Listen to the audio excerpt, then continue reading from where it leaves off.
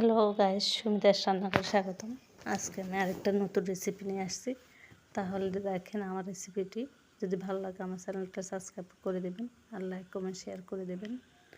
আমি আজকে ডিমের পুডিং তৈরি করছি সামান্য কিছু উপকরণ নিয়ে। এই তো দেখেন, দুধ নিয়ে নিয়েছি আধা লিটার থেকে কম। আমি এগুলা গরম করে নিয়েছি, এর মধ্যে গুঁড়ি দুধ দিয়ে দিলাম। তারপরে এগুলা একটু গরম করে নেব। তারপর ডিম নিয়ে নিলাম 2টা। এর মধ্যে আমি চিনি দিয়ে দিলাম আধা কাপের মতো।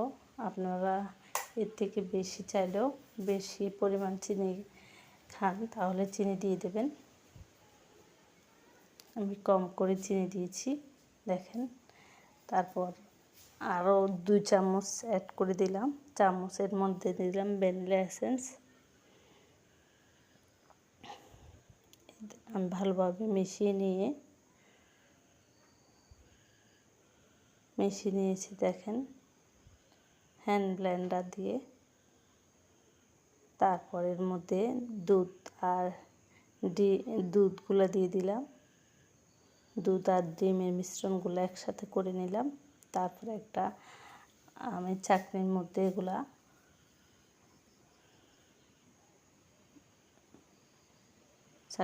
আমরা করে নেব, ছেঁকে নেব। তারপর একটা বক্সের মতো নিয়েছি, এর মধ্যে আমি দিয়ে দিলাম সবগুলা। তারপর ঢাকনা দিয়ে দেব। ঢাকনা দিয়ে একটা কড়াইয়ের মধ্যে আমি পানি গরম করে নিয়েছি দেখেন। এর মধ্যে আমি ভালোভাবে ঢাকনা দিয়ে দেব। এই দেখেন আমি 20 মিনিট পর দেখতেছি হয়েছে কিনা। একটা শলা দিয়ে দেখতেছি, দেখেন হয়ে গেছে। এইভাবে আপনারা ডিমের পুডিং তৈরি করবেন। শুধু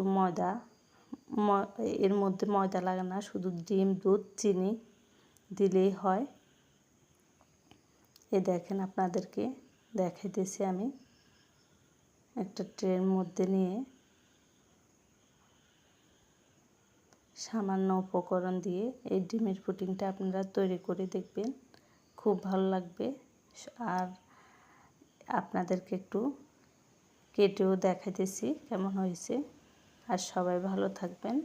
সবাইকে অনেক অনেক ধন্যবাদ।